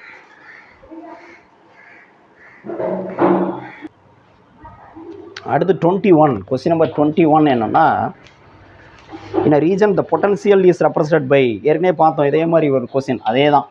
V of x, y, z equal to 6x minus 8xy minus 8y plus 6yz இப்படி கொடுத்துட்டாங்க. where V is in volts and xyz are in meter, the electric force experienced by the charge of 2 coulomb. Force கேட்குறாங்க, charge கொடுத்துட்டாங்க, Q = 2 கூலம்னு கொடுத்துட்டாங்க. Situated at a point 1,1,1 அப்படின்னா என்னென்னா 1,1,1ன்னா ஈயோட value 1,1,1. அங்கே வந்து எவ்வளோ ஃபோர்ஸ்ன்னு கேட்குறாங்க. இப்போ இதுக்கு முன்னாடி என்ன பார்த்தோம்னா E டேரெக்டாக கேட்டிருந்தாங்க, ஞாபகம் இருக்கா? E டேரெக்டாக கேட்டிருந்தாங்க. இங்கே வந்து E கேட்கல, ஃபோர்ஸ் கேட்குறாங்க. அப்போ நீ என்ன பண்ணணும், முதல்ல E கண்டுபிடிக்கணும், இந்த வேல்யூ கண்டுபிடிச்சிக்கணும். இதை கண்டுபிடிச்சிட்டு அப்புறம் என்ன பண்ணணும், ஃபோர்ஸ் கண்டுபிடிக்கணும். ஃபோர்ஸ் எப்படி கண்டுபிடிக்கணும், force = F = Q × E. Q value இங்கே கொடுத்துருக்காங்க, 2ன்னு கொடுத்துட்டாங்க. E வேல்யூ இங்கே கண்டுபிடிப்பீங்கல்ல, அதை இங்கே சப்ஸ்டிட் பண்ணணும். சப்ஸ்டிட் பண்ணால் உங்களுக்கு வந்து கிடச்சிரும். ஓகே, சரி, இதை சால்வ் பண்ணிடுவோம். முதல்ல வந்து நம்ம E கண்டுபிடிப்போம். E வேல்யூ என்னது, E = நம்ம சொன்ன மாதிரி -∂V/∂x. இங்கே வந்து நமக்கு இதே போட்டுடலாம், I cap plus ∂V/∂y J cap plus ∂V/∂z K cap. Okay, அப்போ E = -∂V/∂x என்ன வரும் பாருங்கள். இதை வந்து x டிஃப்ரென்ஷியேட் பண்ணோம் வித் ரெஸ்பெக்ட் டு x. அப்போ 6x என்ன ஆயிரும், 6ன்னு ஆயிரும். 6 அடுத்து வந்து மைனஸ், இது வந்து ஓவரால் ப்ராக்கெட் இப்படி வச்சுப்போம். இதுக்கு மட்டும் இது 6 மைனஸ் இவர் 8xy, எக்ஸு போயிடும், 8y வரும், -8y. அடுத்து இங்கே 8y தான் இருக்குது, எக்ஸே இல்லை, அப்போ அந்த டேர்ம் 0 ஆயிரும். இங்கேயும் எக்ஸ் இல்லை, அந்த டேர்ம் 0 ஆயிரும். இப்போ இவ்வளோ into I cap plus ∂V/∂y என்ன வரும், ∂V/∂yனா இதை ஒய்யை பொறுத்து டிஃப்ரென்ஷியேட் பண்ணோம். ஒய்யே இல்லை, 0 ஆயிரும். இங்கே ஒய் இருக்குது, 8xy, ஒய் 1 ஆயிரும், மீதி 8x. அப்போ என்ன வரும், -8x. இங்கே பாருங்கள் மைனஸ் இருக்குது, ஸோ -8x.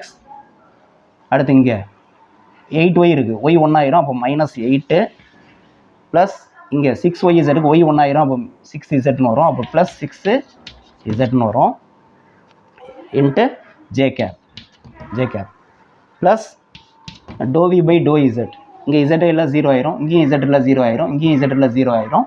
இந்த டேர்ம் தான் 6yz, z 1 ஆயிடும், மீதி வந்து 6y ப்ளஸ் 6y, அப்போ ப்ளஸ் 6y K cap இப்படி கிடைக்கும். ஓகே, இப்போ நம்ம என்ன பண்ணோம், XYZக்கு வந்து வேல்யூ சப்ஸ்டிட், XYZக்கு வேல்யூ சப்ஸ்டிட். XYZ வந்து என்ன சொல்லியிருக்காங்க, 1,1ன்னு சொல்லியிருக்காங்க. அப்போ E 1,1,1 ஈக்குவல் என்ன வரும், மைனஸ், இப்போ எக்ஸோட வேல்யூ 1, ஒய்யோட வேல்யூ 1, இசட்டோட வேல்யூ 1. இங்கே சப்ஸ்டிட் பண்ணால் என்ன வரும்,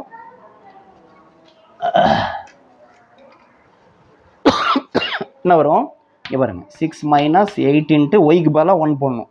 அப்போ 8y 8 தான், into I cap plus -8 into 1 8 தான், -8 6 இன்ட்டு 1 6 தான், plus 6 into J cap plus 6 ஒய்யோட வேல்யூ ஒன்று தான். அப்போ 6 × 1 6k. ஓகே, இப்போ என்ன வருது பாருங்கள், ஈக்குவல் டு மைனஸ் ஆஃப் 6 - 8 வந்து என்னது -2 i cap, -8 -8 என்னது 8 × 8 16, -16 + 6, அப்போ எவ்வளோ வரும் -10 வருமா. இங்கே வந்து ப்ளஸ் இன்ட்டு இங்கே பாருங்கள் -10 அப்படின்னு வரும். இதோட வேல்யூ 16 -16 + 6 -10 இன்ட்டு ஜே கேப். அப்போ ப்ளஸ் இன்ட்டு மைனஸ் இது மைனஸ் ஆகிடும், -10 ஜே கேப், அடுத்து ப்ளஸ் 6k கேப், இப்படியே வந்துடுது. ஓகே, இப்போ இதை மைனஸால் உள்ளே கொண்டு போய் மல்டிப்ளை பண்ணால் என்ன வரும், -(-) ப்ளஸ் 2i கேப், -(-) ப்ளஸ், அப்போ 10 j cap, -(-) plus -6k gap. சரியா? இப்போ நம்ம என்ன பண்ணணும், இது கேட்குறது வந்து ஃபோர்ஸ் கேட்குறாங்க, விசை கேட்குறாங்க. அப்போ விசைனா ஃபோர்ஸ்னால் நமக்கு வந்து ஃபார்முலா என்னென்னா நான் சொன்னேன், F = QE. இந்த ஈனா என்னென்னா இது வந்து வெக்டார் ஈக்குவேஷன். ஈனா மேக்னிடியூடு மட்டும், வெக்டாரோட மேக்னிடியூடு மட்டும், எண் மதிப்பு மட்டும். அப்போ இந்த எண் மதிப்பு எப்படி கண்டுபிடிக்கிறது அப்படின்னா, இ வெக்டார், இது வந்து இ வெக்டார், இதோட எண் மதிப்புனா மாடுலஸ் என்ன வரணும், மாடுலஸ் ஈசி. இங்கே என்ன நம்பர் இருக்குது அது ஸ்கொயர், ப்ளஸ் இங்கே என்ன நம்பர் இருக்குது அது ஸ்கொயர், இங்கே என்ன நம்பர், இங்கே ப்ளஸ் மைனஸ்லாம் பார்க்கவே தேவையில்ல. ஸோ ப்ளஸ் 6 அப்போ என்ன வரும், அது √ பாருங்கள் 4 100 104 6 36, இப்போ 140 வருமா, 140 வரும், √140. சரியா? இப்போ இதில் சப்ஸ்டிட் பண்ணுவோம். F = Qவோட வேல்யூ கொடுத்துருந்தாங்க கொஸ்டினில், என்ன கொடுத்துருந்தாங்க, Qவோட வேல்யூ 2 கூலும் கொடுத்துருந்தாங்க. Qவோட வேல்யூ வந்து 2 கூலும். அப்போ Qக்கு பதிலாக 2 போடுங்க, இன்ட்டு ஈயோட வேல்யூ என்னது 140. ஓகே, இப்போ இதை எப்படி எழுதலாம், F = 2 × 140 வந்து எப்படி எழுதலாம், 2 × 17 எழுதலாமா, 2 × 17 14, ஆமாம், ஆர் 4 × 35 எழுதலாமா, 4 × 35, 3 12 4 5 20, ரைட்.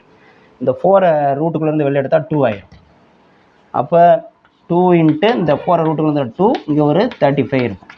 அப்போ ஆன்சர் வந்து 4 × √35. ஒன்று நம்ம ஆன்சர் எப்படி வேணுமானு கொண்டு வரலாம், இதோட கூட நிறுத்தலாம். சரியா? ஆனால் நம்மளுக்கு கொடுத்துருக்க ஆப்ஷனை கொண்டு வரணும், அதுக்காக தான் கொடுத்துருக்க ஆப்ஷன் வந்து பார்த்தீங்கன்னா 4, இந்த கொடுத்துருக்க ஆப்ஷனில் எது கரெக்டாக வருதுன்னா இந்த 4 × √35. அதுக்காக தான் இந்த இதெல்லாம் பண்ணுறோம். இல்லைனா இங்கேயே கூட ஸ்டாப் பண்ணலாம். நம்மளுக்கு இந்த ஆப்ஷன் கொடுத்துருந்தாங்கன்னா இங்கேயே ஸ்டாப் பண்ணியிருக்கலாம். அந்த ஆப்ஷன் இல்லை, இதுதான் இருக்குது, அதனால் இதை பண்ணுறோம். 4 × √35 இதுதான் ஆன்சர். இது ஆப்ஷன் 4 இருக்குது. ஓகே, இதை நோட் பண்ணிங்க. அடுத்து 22 பாருங்கள். கொஸ்டின் நம்பர் 22 என்ன கொடுத்துருக்காங்கன்னா, ஒரு டயக்ராம் கொடுத்துருக்காங்க. அதாவது அப்படி இது வந்து எலக்ட்ரிக் ஃபீல்டு லைன்ஸ், மின்புல கோடுகள். இது வந்து நம்மளுக்கு தெரியுது யூனிஃபார்ம் எலக்ட்ரிக் ஃபீல்டு, ஏன்னா ஈக்குவலி ஸ்பேஸ்டு லைன்ஸாக இருக்குது, சீரான மின்புலம். இங்கே ஒரு பாயிண்ட் கொடுத்துருக்காங்க, அது வந்து பி. இங்கே ஒரு பாயிண்ட் கொடுத்துருக்காங்க, அது வந்து ஏ. இதுக்கு இடையில இங்கே ஒரு பாயிண்ட் கொடுத்துருக்காங்க, அது வந்து C. A, B and C are 3 points in the uniform electric field, சீரான மின்புலம். The electric potential is மின் அழுத்தம் கேட்குறாங்க, இஸ் எங்கே வந்து மேக்ஸிமமாக இருக்கும் அப்படின்னு கேட்குறாங்க. பிலையா சிலையா, சேம் அட் ஆல் 3 பாயிண்ட்ஸா, எல்லா பாயிண்ட்லையும் எலக்ட்ரிக் பொட்டன்ஷியல் சேமாக இருக்குமா. எலக்ட்ரிக் பொட்டன்ஷியல்னால் மின் அழுத்தம் வி வந்து எப்படி இருக்கும் அப்படின்னு கேட்குறாங்க.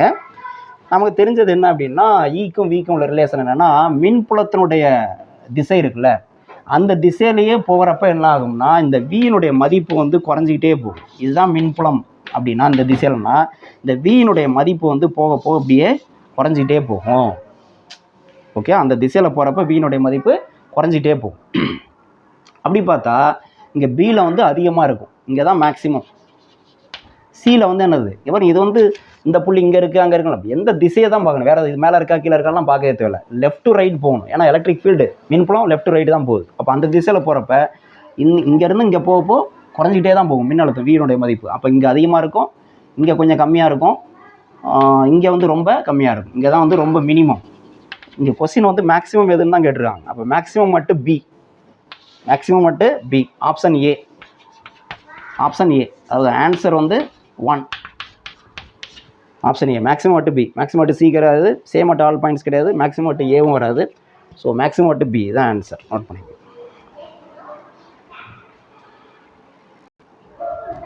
அடுத்து கொஸ்டின் நம்பர் 23 பாருங்கள். 23 என்னன்னா, the charge q is placed at the center of the line joining two equal charges q. அதாவது கேபிட்டல் q, இங்கே ஒரு கேபிட்டல் q, ரெண்டு சார்ஜ் இருக்குது, ரெண்டையும் ஜாயின் பண்ணுற லைனில் சென்டரில் ஸ்மால் க்யூன்னு ஒரு சார்ஜ் வைக்கிறோம், இங்கே வைக்கிறோம். இப்போ the system of the three charges will be in equilibrium if q is equal to, இந்த க்யூனுடைய மதிப்பு வந்து என்னவாக இருந்ததுன்னா, இந்த அமைப்பு வந்து சமநிலையில் இருக்கும், நகராமல் இந்த அமைப்பு இப்படியே இருக்கணும். ஏன்னா பாருங்கள், எல்லாமே பாசிட்டிவ் சார்ஜ், ஒன்று விளக்கும் இல்லை.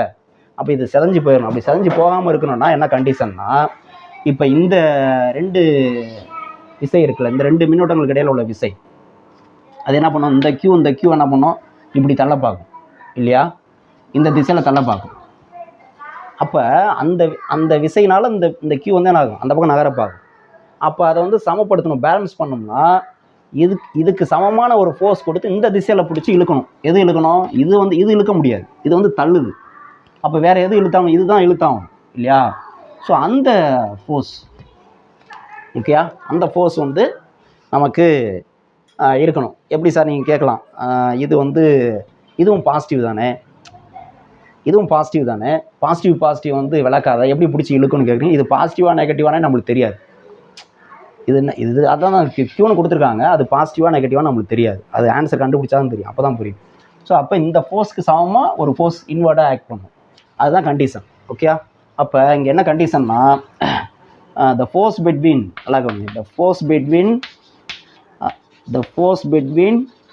q and q is equal to force between small q and capital Q, இந்த ரெண்டு q. அதாவது க்யூக்கு இடையே உள்ள விசை வந்து எதுக்கு சமமாக இருக்குது, ஸ்மால் க்யூ கேபிட்டல் க்யூ, இந்த ரெண்டு க்யூ இடையே உள்ள விசைக்கு சமமாக இருக்கணும். இதுதான் கான்செப்ட், இடையே உள்ள விசைக்கு சமமாக இருக்கணும், இதுதான் கான்செப்ட். இப்போ இந்த ரெண்டு க்யூ இடையில் உள்ள விசை வந்து என்னது அப்படின்னு பார்ப்போம். இப்போ என்ன விசை அப்படின்னா, இப்போ ரெண்டு கடையில் உள்ள டிஸ்டன்ஸ் வந்து எவ்வளோன்னு பார்ப்போம். இந்த டிஸ்டன்ஸ் வந்து நம்ம வந்து இந்த டிஸ்டன்ஸ் வந்து ஆர்னு வச்சுக்கோம், டோட்டல் டிஸ்டன்ஸ். அப்போ கூலும் விதிப்படி என்ன formula, q1 × q2 by formula, general formula என்னது, f = q1 × q2 by 4πε0 r². இதுதான் ஜென்ரல் ஃபார்முலா. அப்போ இப்போ இந்த ஃபார்முலா கூலும் விதிப்படி தான் இதை எழுதுகிறோம். இந்த ரெண்டு மின்னோட்டங்கள் இடையில் உள்ள விசை வந்து என்னது, இதுவும் q1ம் q தான், q2வும் q தான். அப்போ q × q டிவைடட் பை 4πε0 இருக்குல்ல, 1/4πε0 வந்து நம்ம வந்து கேன்னு வச்சுக்குவோம், கே கான்ஸ்டன்ட், பை r². இந்த டிஸ்டன்ஸ் வந்து ஆர்னு தான் வச்சுருக்கேன், அப்போ r². ஓகே, ஈக்குவல் டு இந்த ரெண்டு மின்னோட்டங்களுக்கு இடையில் உள்ள விசை, force between these two charges என்ன அப்படின்னா, இது கான்ஸ்டன்ட் கே இன்ட்டு ஒரு சார்ஜ் q1 வந்து ஸ்மால் q, q2 வந்து கேபிட்டல் q டிவைடட் பை இங்கே டிஸ்டன்ஸ் பாருங்கள், இந்த ரெண்டு மின்னோட்டங்களுக்கு இடையில் உள்ள டிஸ்டன்ஸ் அது வந்து இதில் பாதி, ஆறில் பாதி. அப்போ இந்த டிஸ்டன்ஸ் வந்து r/2. அப்போ இந்த ஆறுக்கு இடத்துல நம்ம என்ன பண்ணோம், r/2 ஹோல் ஸ்கொயர் போகணும். டிஸ்டன்ஸ் வந்து r/2 ஹோல் ஸ்கொயர். அப்போ என்ன வருது பாருங்கள், k × q² by r² equal to k small q × capital q by இதை ஸ்கொயர் பண்ணால் r² பை 2² வந்து 4/4, அது மேலே போயிடும். ஸோ இன்ட்டு 4 இங்கே வந்துடும். இப்போ பாருங்கள், r² கேன்சல் ஆகுது, கே கேன்சல் ஆகுது, இந்த q² ஒரு q, இந்த q கேன்சல் ஆகுது. இப்போ மீதி என்ன இருக்குது, நமக்கு வந்து இந்த ஸ்மால் q தான் வேணும்னு சொல்கிறாங்க இல்லையா. அப்போ ஸ்மால் q என்ன வரும் அப்படின்னு பார்ப்போமா. ஸ்மால் q வந்து ஸ்மால் q ஈக்குவல் டு என்னது, கிராஸ் மல்டிபிள் பண்ணால் இங்கே q இருக்குது, அடுத்து இந்த 4 வந்து இந்த பக்கம் வரப்போ டிவிஷனில் போகும் இல்லையா. Small q equal to capital Q by 4 வரும். அப்போ ஆன்சர் என்ன வரும், ஆன்சர் என்ன வரும், மேக்னிடியூட் வந்து Q/4 கரெக்டு. ஆனால் ஆப்ஷன் பாருங்கள், Q/4 வந்து -Q/4 இருக்குது, +Q/4 இருக்குது. அப்போ எது வரும்? ஏற்கனவே சொன்னேன், இந்த ஃபோர்ஸ் இந்த டைரெக்ஷனில் இருக்குன்னா இந்த ஃபோர்ஸ் வந்து இன்வெர்டாக இருக்கணும்னா இந்த இந்த Q வந்து இந்த Qவை வந்து இழுக்கணும்னா கண்டிப்பாக இது ப்ளஸ்னால் இது வந்து மைனஸாக இருந்தால் தான் முடியும். அப்போ கண்டிப்பாக இந்த வேல்யூ வந்து மைனஸில் வரணும். அப்போ ஆன்சர் எது அப்படின்னா -Q/4. Option B. Option B தான் இதுக்கு வந்து correct. Option B. Okay, note பண்ணி ரைட். அடுத்து 24 பாருங்கள். 24 ஏன்னா electric dipole of dipole moment P is aligned parallel to uniform electric field E. Dipole moment மின் இருமுனை திருப்புத்திறன் P வந்து பேரலல் டு யூனிஃபார்ம் எலக்ட்ரிக் ஃபீல்டுன்னு சொல்கிறாங்க. அப்போ யூனிஃபார்ம் எலக்ட்ரிக் ஃபீல்டு இப்படி இருக்குது, சீரான மின்புலம். அதில் அதுக்கு இணையாக ஒரு மின் இருமுனை வந்து அலைன்ட் ஆகிருக்குன்னு சொல்கிறாங்க. இப்படி இருக்குது மின் இருமுனை, இப்படி இருக்குது. இங்கே வந்து -Q, இங்கே +Q, இதான் மின் இருமுனைன்னு சொல்கிறோம். ரைட். இப்போ the energy required to rotate the dipole by 90 degrees அப்படின்னு கேட்குறாங்க. 90 டிகிரி ரொட்டேட் பண்ணுறதுக்கு எவ்வளோ ஆற்றல் தேவை அப்படின்னு கேட்குறாங்க. இப்படி இருக்கிற டைபோலை இப்படி கொண்டு வரணும், இங்கே -Q, இங்கே +Q, இப்படி கொண்டு வரணும். 90 டிகிரி ரொட்டேட் பண்ணணும். அதுக்கு எவ்வளோ ஆற்றல்னு கேட்குறாங்க. இப்போ என்ன ஃபார்முலான்னா, நம்ம ஒரு ஃபார்முலா படிச்சிருக்கோம். ஒரு பர்டிகுலர் ஆங்கிளில் இருக்க ஒரு மின் இருமுனைக்கு எவ்வளோ ஆற்றலுக்கான ஃபார்முலா நம்மளுக்கு தெரியும். என்ன ஃபார்முலானா ε - P cos θ, இதுதான் ஃபார்முலா. இப்போ இது வந்து இந்த பொசிஷன்லேருந்து இந்த பொசிஷனில் கொண்டு வரதுக்கு எவ்வளோ ஆற்றல்னு கண்டுபிடிக்கணும்னா, இந்த பொசிஷனில் இருக்கிறப்ப இதனுடைய ஆற்றல் என்ன அக்கார்டிங் டு திஸ் ஃபார்முலா. இது ஃபைனல். மைனஸ் இந்த பொசிஷனில் இருக்கிறப்ப அதனுடைய எனர்ஜி என்ன பண்ணோம்னா நம்மளுக்கு கிடச்சிரும். அப்போ இப்போ இங்கே செய்யக்கூடிய வேலை எவ்வளோ அப்படின்னா, எனர்ஜி ரெக்வயர்ட்னாலும் ஒர்க்குனாலும் ஒன்று தான். எவ்வளோ அப்படின்னா εF - எஃப்னா அந்த ஃபார்முலா படிக்கும் பாரு, -PE காஸ் ஃபைனல் பொசிஷன் இது 90 டிகிரி இல்லையா. அப்போ காஸ் 90 டிகிரி, இது மைனஸ், இந்த மைனஸ், இந்த ஃபார்முலாவில் இருக்கிற மைனஸ் வேறு சரியா. இந்த ஃபார்முலா இருக்கக்கூடிய மைனஸ் வந்து இது மைனஸ், இங்கே கூட எழுதுறேன், மைனஸ் PE காஸ் இனிஷியலில் வந்து எப்படி இருந்தது 0 டிகிரி இல்லையா. அப்போ காஸ் 0 டிகிரி. அப்போ என்ன வரும், -PE காஸ் 90யோட வேல்யூ என்னது 0. அப்போ இந்த டேர்ம் ஃபுல்லாக 0 ஆயிடும், இந்த டேர்ம் ஃபுல்லாக 0 ஆயிடும். மைனஸ் PE காஸ் 0வோட வேல்யூ என்னது 1. அப்போ வெறும் PE தான் வரும். அப்போ என்ன வரும், minus into minus plus PE அப்படின்னா. அப்போ ஆன்சர் வந்து என்னென்னா PE என்னென்னா ஆப்ஷன் சி, அதான் ஆன்சர். இந்த கான்செப்ட் தெரியணும், ஃபைனல் மைனஸ் இனிஷியல்னு தெரியணும், இந்த ஃபார்முலா தெரியணும். நோட் பண்ணி.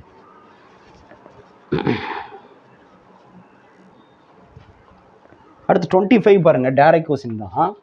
என்ன அப்படின்னா, an electric dipole moment P is placed in electric field of intensity E. ஒரு மின் இருமுனை திருப்புத்திறன், மின் இருமுனை அது வந்து ஈங்கிற மின் புலத்தில் வச்சுருக்கோம். The dipole acquires a position such that the axis of the dipole makes at an angle theta with the direction of the field. மின் புலத்துக்கும் அந்த மின் இருமுனுடைய அச்சுக்கு இடையில தீட்டா ஆங்கிளில் வந்து ஏற்படுத்துது. assuming that the potential energy of the dipole to be 0 when theta equal to 90 degree. அதாவது theta 90 டிகிரியில் மின் புலத்துக்கு செங்குத்தாக இருக்கும் பொழுது அதனுடைய நிலையாற்றல் வந்து 0ன்னு வச்சுக்கலாம். அப்படின்னா அதுதான் ஆரம்ப நிலை. இப்படி தான் நம்ம அசியூம் பண்ணி தான் நம்ம இந்த ஃபார்முலாவே டெரைவ் பண்ணியிருப்போம். நம்ம புக்கில் பார்த்தீங்கன்னா தெரியும். The torque and the potential energy of the dipole will respectively be. General formula கேட்டிருக்காங்க. அதாவது இனிஷியல் பொசிஷன் வந்து 90 டிகிரி, இனிஷியலாக அது வந்து 90 டிகிரியில் தான் இருக்குது அப்படின்னு சொல்கிறோம். அதுக்கப்புறம் அது தீட்டா ஆங்கிள் ரொட்டேட் பண்ணால் நமக்கு வந்து என்ன ஃபார்முலா எதுக்குன்னா டார்க்குக்கும் பொட்டன்ஷியல் எனர்ஜிக்கும். இது ஜென்ரல் ஃபார்முலா தான் கேட்குறாங்க. என்ன ஃபார்முலா என்ன அப்படின்னா, டார்க்கு தான் முதல்ல கேட்குறாங்க. டார்க்கு ஃபார்முலா நம்ம சொல்லியிருக்கோம் PE sin θ.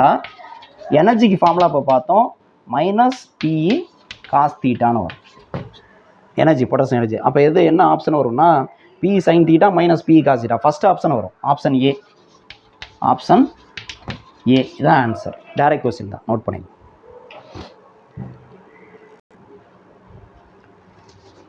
அடுத்து 26 பாருங்கள். 26 4 பாயிண்ட் சார்ஜஸ் -Q 4 சார்ஜ் கொடுத்துருவோம். Are placed at each corner of the square. ஒரு சதுரத்தினுடைய 4 மூலைகளில் 4 சார்ஜ் இருக்குது. இது வந்து இங்கே வந்து -Q, இங்கே வந்து -q, இங்கே வந்து 2 small q, இங்கே வந்து 2 capital Q.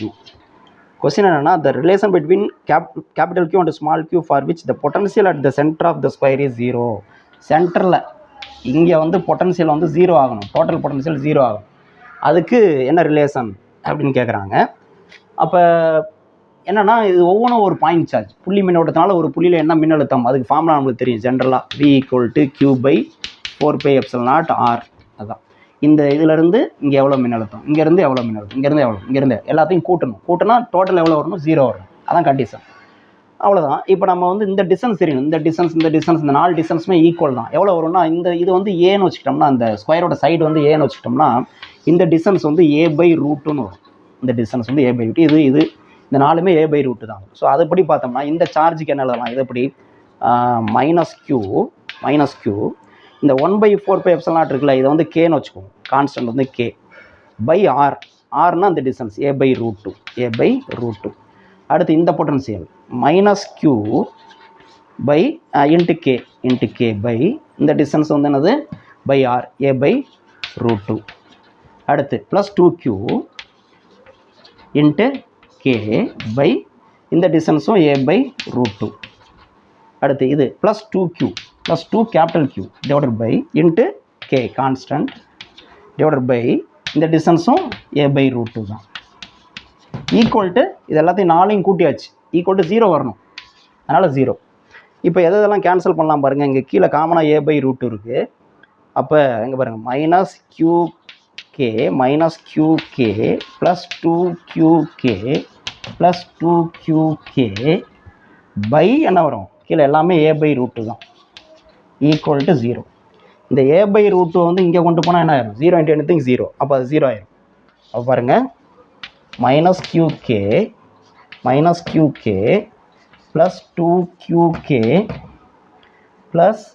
+2QK equal to 0 ஆயிரும். இது அங்கே கிராஸ் மல்டிபிள் பண்ணுறப்போ. அடுத்து இங்கே எல்லா டேர்ம்லையும் K இருக்குது. Kவை காமனாக வெளில எடுக்கலாம். எடுத்துட்டா -Q -q +2Q +2Q equal to 0. இந்த K மல்டிப்ளிகேஷனில் இருக்குது. அந்த பக்கம் மட்டும் போனால் 0 அப்படின்னு வரும், டிவிஷனில் வரும். 0 / anything 0. அப்போ அந்த K போயிடும். அப்போ -Q -q +2Q +2Q equal to 0. அப்போ அடுத்து -Q +2Q என்ன வரும், 2ல் 1 போச்சுன்னா 1 Q இது வரணும். 2q -q அப்போ என்ன வரும், +Qன்னு வரும். Equal to 0. அப்போ Q ஈக்குவல் டு -Q தான் relation. Q equal to -Q. அந்த ஆப்ஷன் இருக்கான்னா இருக்குது. ஃபஸ்ட் ஆப்ஷனே இருக்குது. அப்போ ஆன்சர் வந்து இதுக்கு வந்து A நோட் பண்ணிடுவோம்.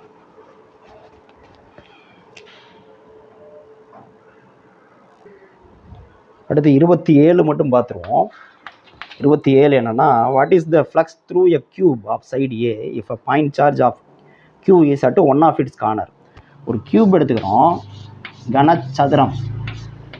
அதனுடைய கார்னரில் ஒரு மின்னோட்டம் இருக்குது, சார்ஜ் இருக்குது, Q இருக்குது. அப்படின்னா அந்த கியூப் வழியாக போகிற ஃப்ளக்ஸ் எவ்வளோ, எலக்ட்ரிக் ஃப்ளக்ஸ் மின் பாயம் எவ்வளோ, இந்த கியூப் வழியாக போகிற மின் பாயம் எவ்வளோ அப்படின்னு கேட்குறாங்க. அதான் கொஸ்டின்.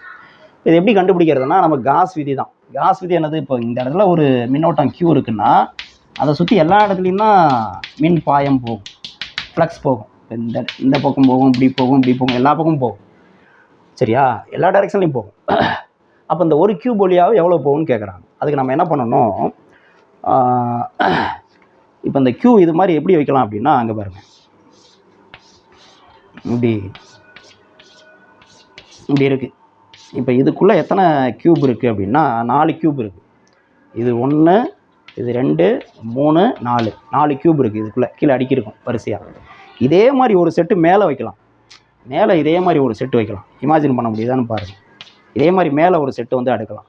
அப்போ கீழே 4 மேலே 4. இந்த இடத்துல தான் அந்த Q இருக்கிறதா அசியூம் பண்ணிக்கங்க. இந்த Q சார்ஜ் வந்து இந்த இடத்துல இருக்குது. அப்போ இது எல்லா டைரெக்ஷன்லையும் ஃப்ளக்ஸ் போகிறப்ப, இப்படி எல்லா டைரெக்ஷன்லையும் போகிறப்ப நமக்கு வந்து மொத்த மின்பாயம் வந்து 8 கியூப் வழியாக போகும். கீழே 4 மேலே 4 8 கியூப் வழியாக போகும். நம்ம காஸ் விதி என்னது, π = Q/ε0 இதுதான். ஓகே. அப்போ மொத்த இந்த எல்லா 8 கியூப் வழியாகவும் போகிற மின்பாயம் தான் என்னது, Q/ε0. நமக்கு என்ன கேட்குறாங்க, ஒரு கியூப் வழியாக எவ்வளோன்னு போகும்னு கேட்குறாங்க. அப்போ 8 கியூப் வழியாக போகிற மின்பாயம் எலக்ட்ரிக் ஃப்ளக்ஸ் இதுன்னா ஒரு கியூபுக்கு எவ்வளோ அப்படின்னா எவ்வளவு இதை 8ஆல் டிவைட் பண்ணும். அப்போ Q/8 எப்சிலான் நாட். தெரியுதா? இது புரியணும். இதுதான் ஆன்சர். இதை நோட் பண்ணிங்க. ரைட்டா? இப்போ இது 27 வரலையும் முடிஞ்சிட்டு. இன்னும் ஒரு 2 கொஸ்டின் மட்டும் இருக்குது. அது தனியாக அடுத்த இதில் பார்க்கலாம். டைம் ஆகிடுச்சு. Okay, thank you.